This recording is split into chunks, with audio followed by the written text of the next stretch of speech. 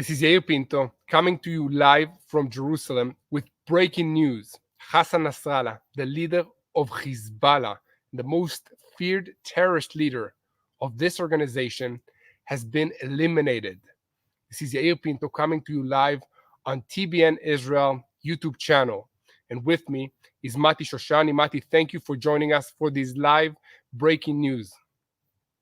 On these circumstances, I think it's a very exciting night to be here together, Yael. Yeah, thank you, Mati. So, guys, again, we are live from Jerusalem with breaking news, with details of what happened in the aerial strike that basically devastated this terrorist organization called Hezbollah. So I'll start from the beginning. Hassan Nasrallah, the most feared terrorist leader of Hezbollah, has been eliminated. For decades, this man orchestrated attacks, terrorized the region, and spread fear across Israel and beyond. But today, he's no longer a threat. The Israeli Air Force struck deep into the heart of Beirut, ending Nasrallah's reign and turning the tide in this conflict. This isn't just another military operation. This is a turning point. What does Nasrallah's death mean for Hezbollah? How will Iran and its proxies respond?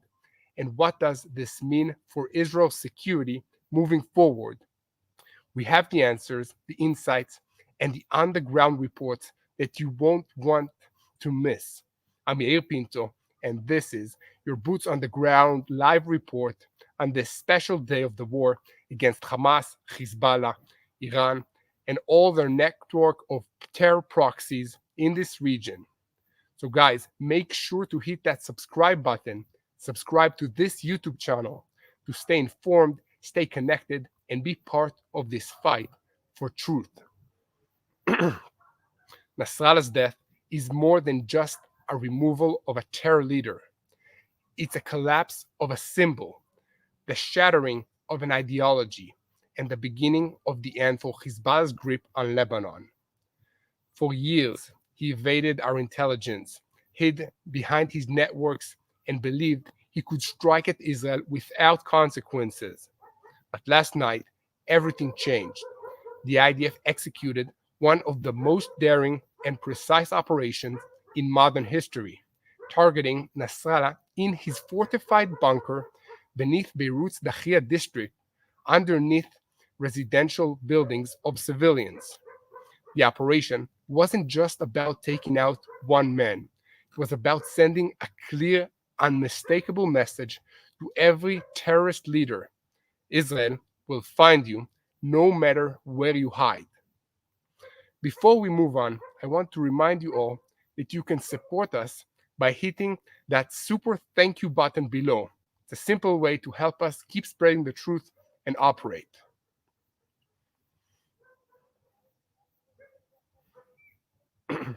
Mati? So if you believe in what we're doing, guys, hit that button and let's keep this mission going strong. This mission was years in the making, and every detail, every piece of intelligence, every move was meticulously planned. The IDF's elite units, together with our intelligence agencies, tracked Nasrallah's movements for months. We knew his patterns, his meetings, his hideouts, and when the time was right, we struck with unprecedented force. Nasrallah's death wasn't the only blow that was dealt to Hezbollah last night. The IDF simultaneously targeted key infrastructure, supply routes, and command centers. In a matter of hours, we dismantled years of preparation, sending shockwaves through Hezbollah's ranks. But who steps up now? With Nasrallah's gone, eyes turn to Talal Hamayah. He's the mastermind behind Unit 910, who's Hezbollah's shadow terror division.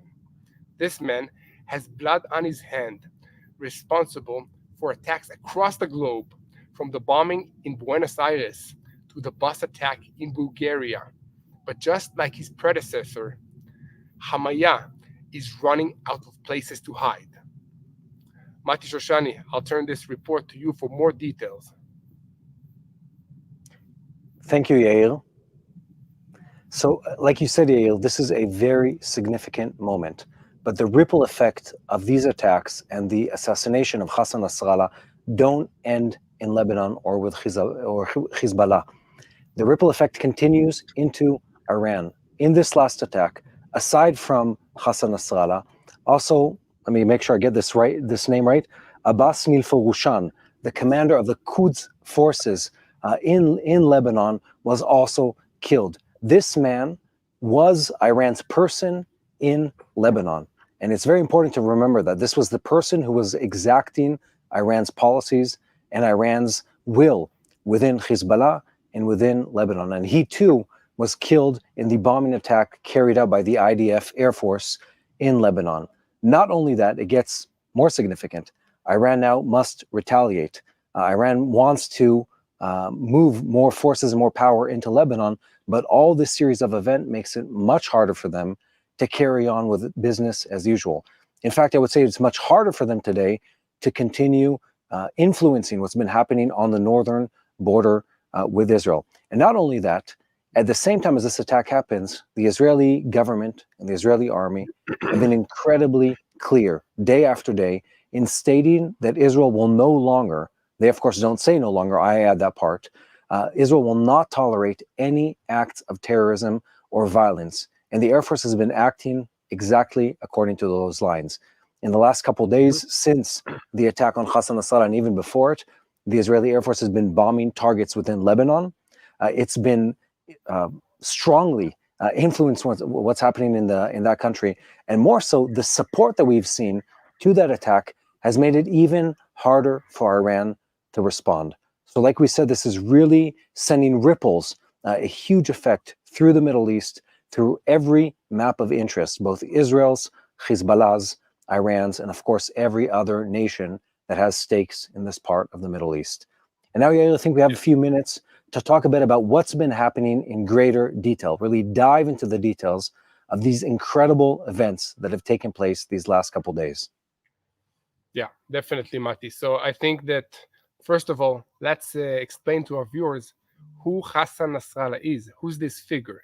Okay, so his elimination is a historic victory for Israel's intelligence and military forces. This operation demonstrates Israel's ability to strike at the heart of its enemies, no matter how deeply they're entrenched. Okay, and this guy was entrenched in bunkers for what, Mati, 32 years? Maybe you can give us a bit of an overview of who Hassan Nasrallah is and what's the significance about this guy.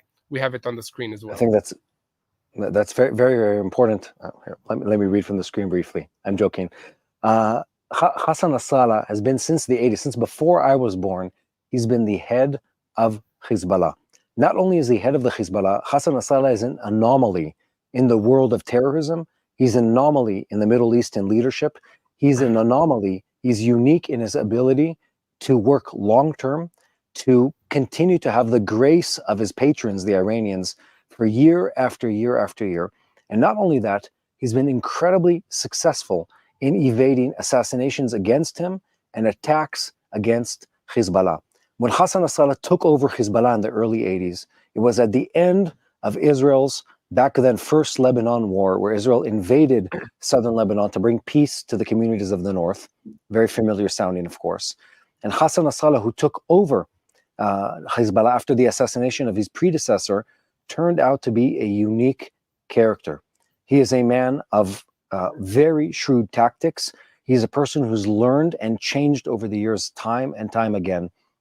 He's grown Hezbollah from a small militia that was mostly finance dependent, as in they were motivated by the money paid to them, to a fundamentalist Muslim organization that has set a stake deep in the heart of southern Lebanon, that has garnered support from the people of Lebanon, that has taken over the political government of the country of Lebanon, and has strengthened ties in the world of terrorism that have stretched far beyond the boundaries of Lebanon. Hassan Nasrallah himself is responsible for terrorist attacks that have taken place outside of Lebanon and even outside of the Middle East, and not once.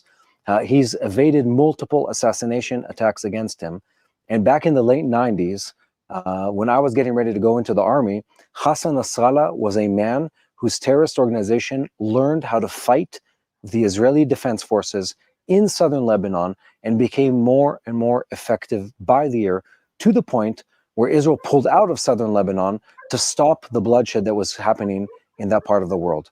Again, this is not a usual character. He is not the usual suspect when it comes to terrorism. He's been a shrewd, he's been a cunning, and he's been a very, very smart person until the other day, in which he was assassinated and killed by the Israeli Air Force. Very unique individual, and the fact that he's out of the picture can't be overstated. The fact that he's no longer in the game will set Hezbollah back years, at least years, in their ability to affect and put fear or use terrorism against the people of Israel. His impact, his weight cannot be overstated. Yes, Mati, definitely. Thanks for this, deep understanding of who Hassan Nasrallah is. Not that I'm feeling any sorrow for his assassination, especially now, after knowing that he's been leading this terrorist organization, which, by the way, is the largest terrorist organization in the world. He was called the #1 most dangerous Shia person after the Ayatollah in Iran. So this is the magnitude of this assassination. And for those of you who are just joining us now, this is Yair Pinto, and with me is Mati Shoshani, and we're coming to you live from Jerusalem, hours after the IDF officially announced that they were able to assassinate Hezbollah leader Hassan Nasrallah in a series of airstrikes on his bunker, which was located underneath a residential building in a community, in a neighborhood in Lebanon.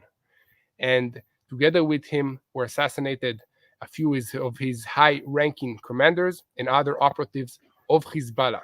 This man led the organization for 32 years, and the IDF, in a complex operation, launched 80 bunker busters and other rockets and missiles weighing more than 80 tons of explosives on these neighborhoods. I think that you can see the images of this attack on the screen now.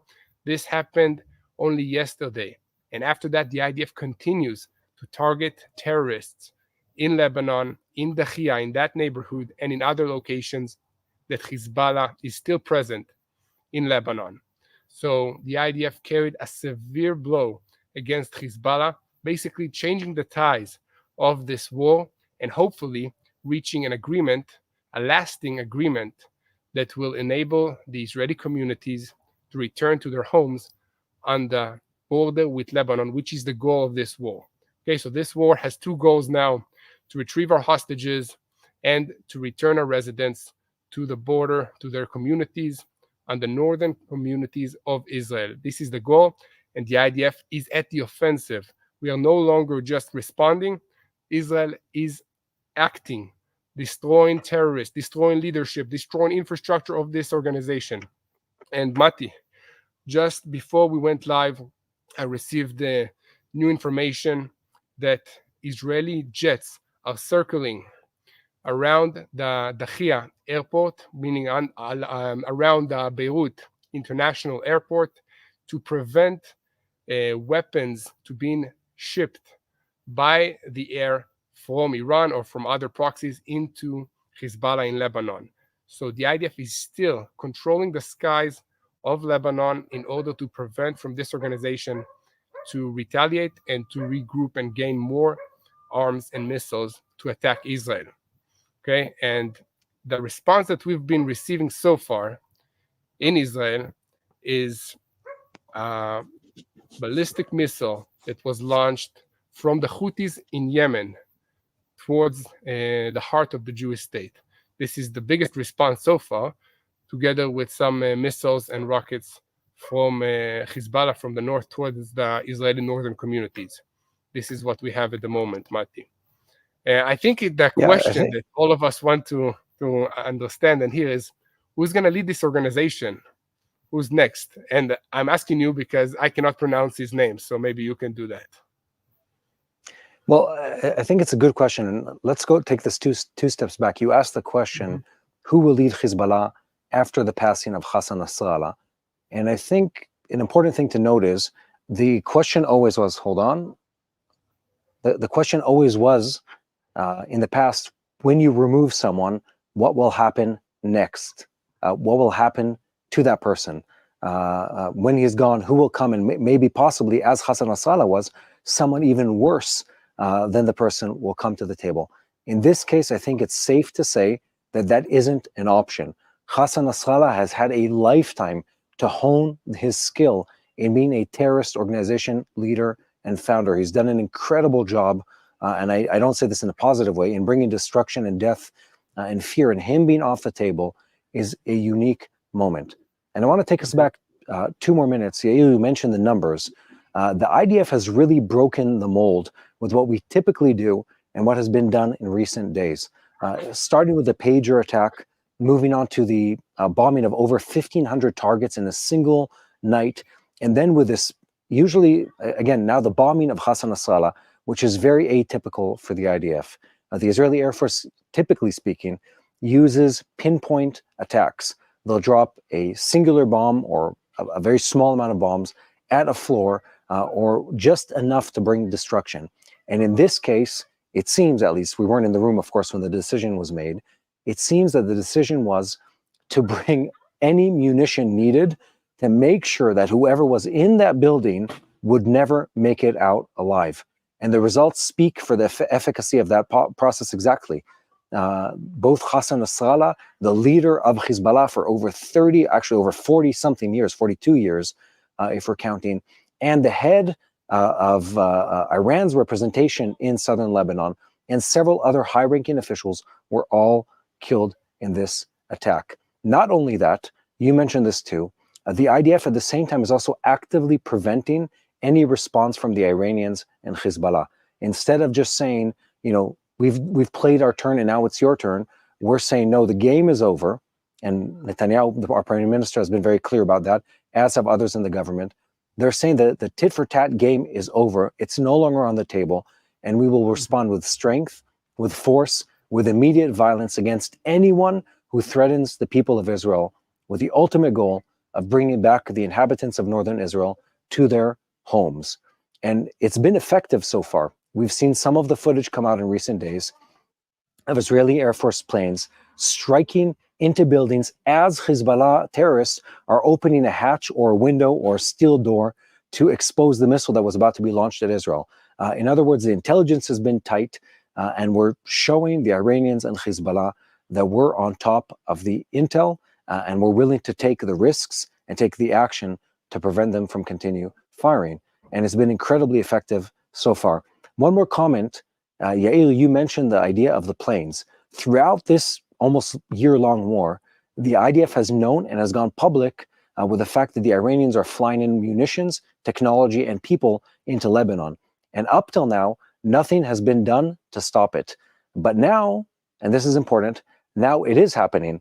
Now Hezbollah cannot bring in reinforcements from the Iranians. Now Hezbollah can't bring in equipment from the Iranians because the IDF Air Force is preventing that on a daily or by hour way, which is incredible in my mind. Back to you, Yael. Yes, Mati, thank you for this. I think it's very, very important to understand everything that is happening here, because everything has an effect, not just on Israel, also on the United States, also on Europe, and wherever you are in this world, basically, because these organizations, Hezbollah, is just an arm, a tool, a weapon for Iran. And Iran has the Houthis also. It's another terrorist group that affects all of us because they're attacking shipping lanes that raise the prices for everything that we buy in this world, basically.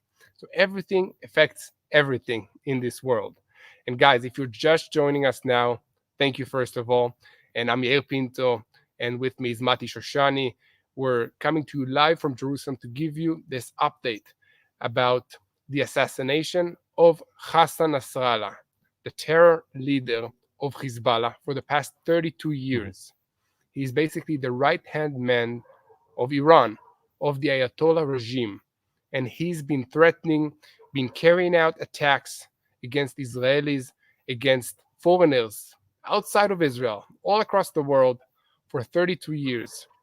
And he will not be doing that anymore because according to the IDF and according to his organization, to Hezbollah and to Iranian officials, he was amongst those that were terminated in the strikes that the Israeli Air Force carried out in Dahia, the heart of Beirut neighborhood in Lebanon. So this is the situation, and we have reports that U.S. officials also are U.S. officials are also, happy that he's gone, that he's not with us anymore, and according to security officials, the Israeli Air Force and the Israeli security establishment notified the Americans, our allies, a few minutes before carrying out this strike, so that they will know in advance, but that they will not have the ability to interfere or change the course of action in this situation. And we see that this strike was carried out with planning for a long time, but the timing was the missing piece. And once the intelligence establishment of Israel was able to pinpoint the location of Hassan Nasrallah to that building when he had this meeting in his bunker, which was supposed to be unpenetrable to any strikes or to any attacks, then the okay was given to the pilots, and 10 pilots, F-15I, were flown from Israel, apparently through the Mediterranean Sea, into Beirut. Each of them carried 8 ton of bombs and launched these bombs, some of them bunker busters, some of them just 8 tons of bombs and explosives on his bunker. It caused a huge explosion with a huge crater in the heart of Beirut, and nobody could survive that explosion. This is the situation, and this is where we're standing now. So I want to understand, Mati, what will be the response from Iran? They lost their second in command in this region. They promised 3,000 rockets every day that will be fired from Hezbollah, from Lebanon towards Israel. They have been arming and training this organization, sending weapons convoys to Lebanon, through Syria, through Iraq for years, and now this is what happened. So what will be the response? Because what can they do? They already fired 300 rockets, drones, and missiles at us, not very successfully. What's next? I think that's a wonderful question, Yair, and I've been wondering the same. Me and you actually discussed this yesterday in yesterday's live. There's this huge question mark over where the response is. Now, don't get me wrong, I personally am happy, as are everyone else in Israel, that the Iranians and Hezbollah haven't been able to attack this country. But, and this is a big but, we've been told from the get-go that the Hezbollah, and of course the Iranians behind them, have over 100,000 missiles, with thousands of them being long-range, accurate, and large payloads, as in the kind of strategic weapon where one rocket would be able to blow out an entire building or several buildings. And what's amazing so far, we haven't seen any such weapon hit a target within Israel. We've seen many attempts to hit. We've seen many launchers ruined on the ground. But I think there's going to be a follow-up, both investigation and information coming out over where really Iran's ability is. Because we know, and you mentioned this previously, the Iranians have been funding Hezbollah for generations at this point. And they've been doing so generously. Hezbollah is the best funded terrorist organization in the world, and it has the arsenal to show exactly for that. And yet, and this is really interesting, we haven't seen Hezbollah, not now and not in the weeks leading into this moment, we haven't seen them use what we were expecting them to use, a substantial arsenal of long-range missiles with the ability to cause substantial damage. We have seen missiles, some of them have punched through Israeli air defenses, but none of them have been of the scope or the magnitude of what we were afraid was coming. Now, I'm not saying they don't have it, but we haven't seen it so far. And then you asked the question of what the response is. What are the Iranians going to do? Well, we mentioned this previously. The Houthis just yesterday, the day before yesterday, yesterday, they launched a response, no, the day before yesterday, Thursday, they launched a cruise missile from Yemen towards Israel, which is intercepted on the way here. Hezbollah have been firing rockets just today, well over 100 rockets fired into the state of Israel, almost all of them intercepted on the way. but there hasn't been a response that would escalate all of this into, do I use the words full-out war, into a higher level of war than where we've been previously. In fact, since Israel escalated 2 days ago, actually 2 weeks ago at this point, in substantially bombing, taking action to a much more extreme measure than we have previously, Hezbollah has not escalated further. And the question has to be asked, and I really am interested to see where this goes, is why are they not able to? Is it the Iranians holding them back, even though the Iranians have promised to take vengeance on Israel because of these attacks? Or are they not really able to follow up with actions? Have we destroyed enough of their weapons arsenal? Or possibly, do they have less of the missiles, or maybe they're less equipped to utilize those missiles than we thought they really were? Only time will tell, of course, where this will go, but it's been a very interesting question in everyone's head. Yes, Mati, definitely. And the IDF has been fighting this multi-front war, basically of multiple operations at the same time, and the strikes still continue. And just now, I'm seeing reports that the IDF continues to strike and hit Hezbollah commanders, whoever is still left, in Dahia, in Beirut, in South Lebanon, and Kamala Harris, the running for president in the United States, just also stated that Nasrallah, Hassan Nasrallah, is a terrorist with blood on his hands. And she called that diplomacy is still the best way. Israeli officials say that, yes, we are happy to negotiate, to talk, but while the fighting continues, we will not stop our forces from attacking these terrorists until we have an agreement that really satisfies the need of security for the Israeli communities. This is the situation. And as I said, the Israeli Air Force is just intensifying the strikes across Lebanon, targeting not just Hezbollah's leadership, but also their supply lines, weapons caches, and communications hubs. The goal is clear: to cut off Hezbollah's ability to wage a war against Israel. And talking about Hezbollah's rocket arsenal, they have over 120,000 rockets. This is according to what the Israeli assessments believe to be in possession within Hezbollah. I don't know how much they have after these strikes and after the strikes that the Israeli Air Force carried out in recent weeks, Mati. But in recent strikes, we have reduced their long-range capabilities significantly. Their precision rockets were attacked. Basically, their strategic weapons were hit hard, because this is what caused potentially the most amount of damage on the Israeli side. And this is a crucial blow to their offensive potential. And the IDF is not done yet. So cutting off the flow of the arms is one of the main objectives of the IDF. And the Israeli Navy and the Air Force is blocking effectively, now choking off the flow of weapons into Lebanon, leaving Hezbollah increasingly isolated and desperate. And reports indicate that they are running low on supplies and are unable to replenish their stockpiles. This is the situation. And Mati, if you can give us another in-depth analysis of what is happening and maybe review the situation for those who are joining this live broadcast just now and want to know what has happened. Sure. So let's go over the details. It's been an intense couple days here in the Middle East, and I'll start from the top.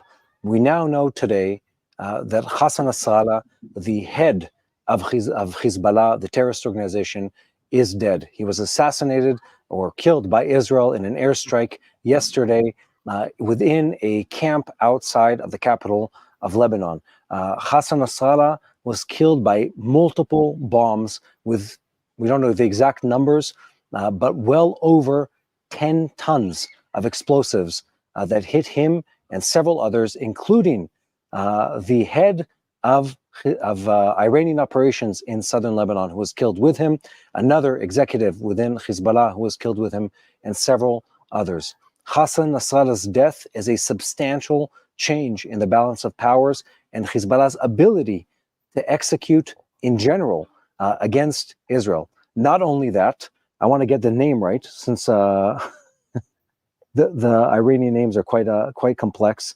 Quite challenging, Abbas definitely. Nilfu Abbas Nilfuroshan. Abbas Hmm. Nilfuroshan was the Iranian's person in Lebanon. And again, you can't overestimate the link between Lebanon, between Hezbollah, of course, and the Iranians. It's a very substantial link. The Hezbollah feeds off the people, the finances, the weaponry of the Iranians. And both Iran and Hezbollah are at a unique state right now where they are having trouble executing. They both threatened a substantial response against Israel, which has not come to the degree they have been threatening. We've both, for both cases, we've been seeing communication going between within Hezbollah, within Iranian government, of them scrambling to communicate, scrambling to mobilize, scrambling to try to get some kind of motion forward.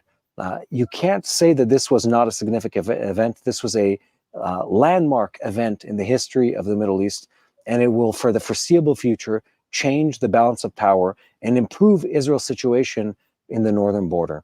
And again, this attack is carried out by the Israeli Air Force with the sole purpose of bringing back peace to northern Israel and allowing the inhabitants of northern Israel that fled almost a year ago because of Hezbollah fire to return to their homes. So again, a very substantial moment. We're still waiting to see where this will develop. We're waiting to see whether Hezbollah will retaliate in a more substantial way. I'm waiting to see if the Iranians or one of their proxies will retaliate in a more substantial way. And you mentioned this, Yair, and I said the same thing. It's very interesting to see where the Hezbollah rocket arsenal is. We've been hearing about these over 100,000 rockets for years now, and we just have not seen the response that they've been promising. And I find that to be something positive. They oversold their ability. That's one possibility. Or Israel overestimated their ability, or they've been bluffing. We really don't know, but there's a substantial gap between what they've been saying that they're able to do and the amount of rockets that have hit Israel in an effective way. So that's what's been happening in the last couple of days. One more comment. People that are joining us live, I want to say thank you because thousands of people have been watching this live and people have been making donations. There is a button on your YouTube channel that allows you to make an immediate donation. And thank you to all our viewers who have done so far. Back to you, Yair. Yes, definitely. Thank you, Mati. So I want to give you a few updates that I just received.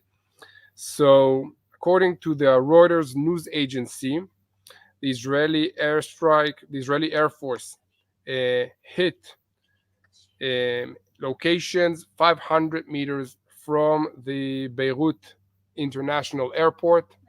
And this goes together with Israeli officials' reports that we are still in control of the airspace of Lebanon, and we will not let any weapons, missiles, shipments enter the country, even if it's through the sea, through the air, or through the ground.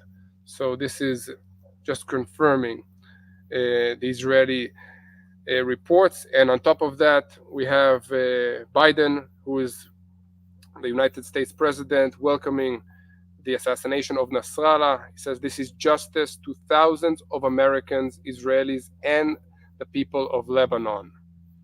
This is the IDF is saying now that they were able to assassinate another high official commander in Dahia. He's in charge of intelligence for Hezbollah. So this is recent updates, guys. If you're just joining us now, thank you. I'm Yair Pinto, and with me is Mati Shoshani, and we're coming to you live from Jerusalem with updates on yesterday's assassination of the terror mastermind Hassan Nasrallah, the leader of Hezbollah. He's been running this organization for 32 years. He orchestrated terror attacks against Israelis, against Americans, United States citizens, against Europeans, and against many people around the world. He's basically a tool in the hands of the Islamic Republic of Iran.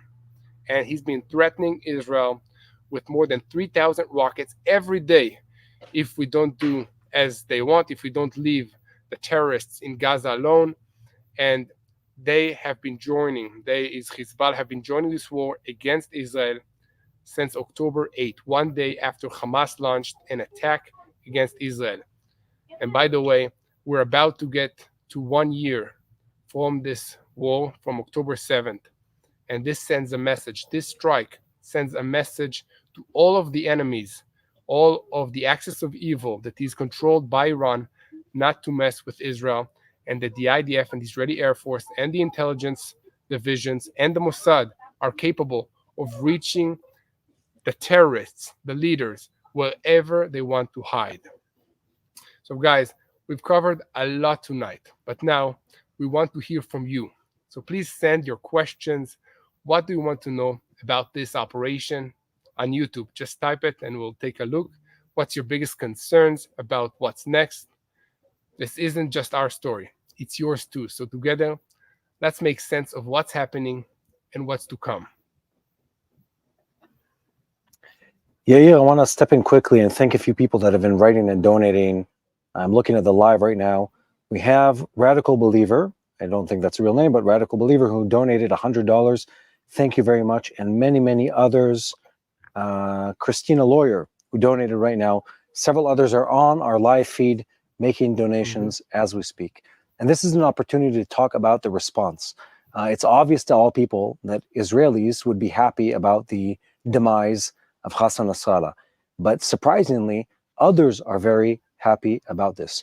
We're seeing, expressions of huge joy within Syria of people that are rejoicing the death of Hassan Nasrallah. And the reason they're doing that is because back in the day, during what sort of the aftermath of the Arab Spring, Hassan Nasrallah sent Hezbollah terrorists into Syria, a neighboring country, to kill Syrian citizens within their homeland on behalf of the Iranians.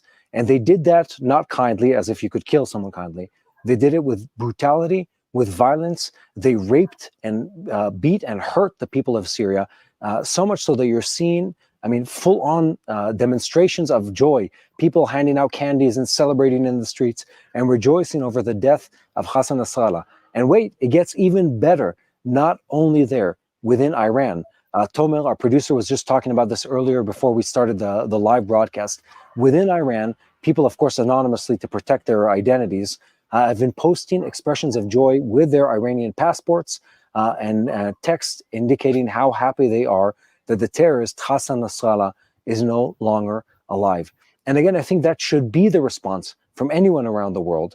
The legacy of that man was death and violence and suffering for himself, for his people, for the people of Lebanon, for the people of Israel. And him not being among the living anymore is only a good thing in the sense that there's a chance that we could reach an agreement or move towards an agreement with Hezbollah and bring back peace to the northern part of this country. Back to you, Yael. Yeah, Mati, we have a questions here. Is this the war mentioned in Ezekiel coming soon? Well, we don't know, but they said the war will come from the north, and Hezbollah and Lebanon is indeed north of Israel. It might all be connected, as we know that this war is not just a physical war, it's also a spiritual war. And I think this is a good point to ask all of you who pray in general, who believe in God, to pray for the peace of Jerusalem, to pray for the IDF, to pray for our soldiers that are risking their lives fighting terrorists in the north and in the Gaza Strip, and to pray for our hostages to be reunited with their loved ones back in Israel. We still have more than 100 hostages in the Gaza Strip, including a baby. So guys, please pray for them. And as we've been saying, this operation is far from over. As we speak, the IDF is planning the next moves, and we're seeing signs that Hezbollah's remaining leadership is on the run. I don't blame them, but they can't run forever. They're tracking every movement, every signal, and will bring you the latest updates as they happen. Mati, tonight is not just a normal night for Israel and for this region and for this world. What's the facts and the ground for those who are just joining us now? Well, if anyone's just now joining, well, they should go back and watch this live broadcast from the beginning, because that's possible on YouTube. But I'll say in a sentence that Hassan Nasrallah is no longer among the living. It's been confirmed by both Hezbollah and IDF and several other news sources.